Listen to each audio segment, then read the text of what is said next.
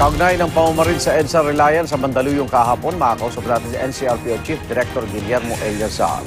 Director Eliazar, good morning. Yes. Magandang umaga, Igan. Magandang umaga rin sa mga nakikinig sa inyong programa.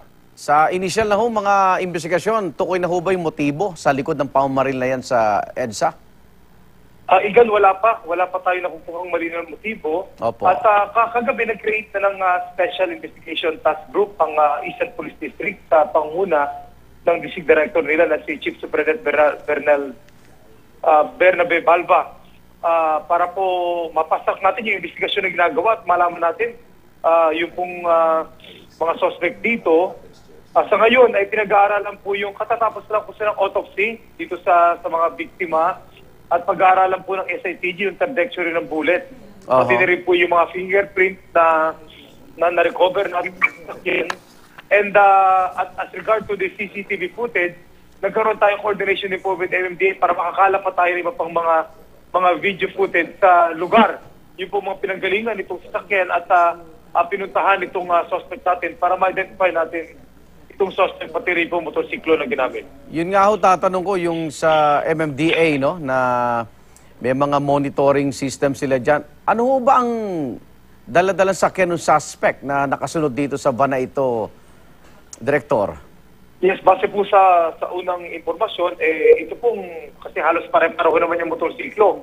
Kaya mas maganda makakuha tayo ng iba pang mga CCTV footage sa kanyang pinanggalingan at doon sa kanyang pagtakas. Pati na rin po yung identification, description nung riding in tandem suspect natin na nagsasabing naka-jacket pareho po ng itim, tapos naka-helmet ng blue.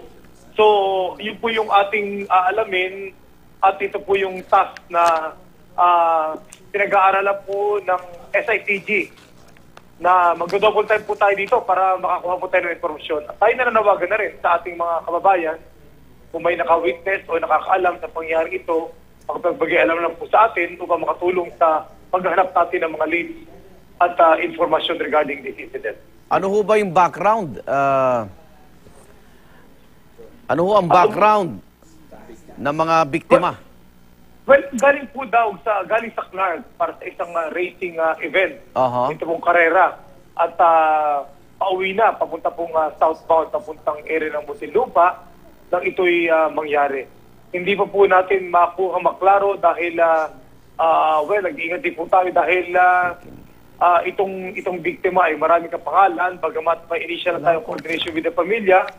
At sa kayong mamaya po ay baka sakali makausap na natin yung isa sa mga nakaligtas dito para makakuha tayo ng additional pang informasyon.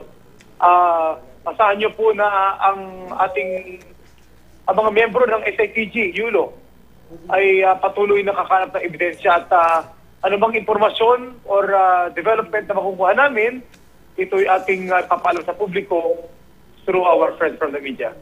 Kamusta ho yung natin, kampanya, gun ban ho ngayon pero yung mga illegal na may-ari ng baril nakakalusot po, Director? Well, sa kabila ng ating pagkapatupad ng ibang intervention, talagang may mga lumulusot pa rin.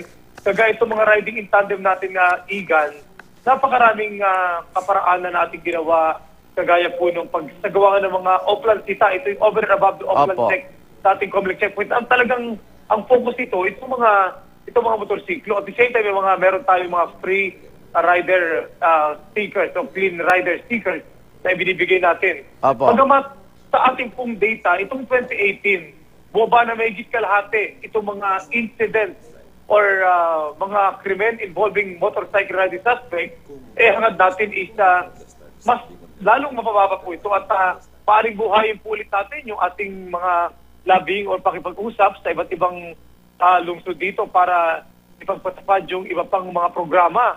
Like, yun nga po yung meron ibang kasi nagpo-propose na dun sa mga inner street na pumabagal naman, wala ng helmet, pero siyempre pinag-aaralan, mas malalaking mga plate numbers na sinusulong na rin po sa atin ng ating mga mambabatas at yung pong hindi pag-aangkas sa mga lugar na sa tingin natin is hindi naman kailangan. So ito mga bagay po ito, bagamat nangangailangan ng mga implementing guidelines at mga ordinansa at batas, ay ating pulit bubuhay pag-aaralan para mas mababa pa itong mga insidente involving motorcycle riding suspect.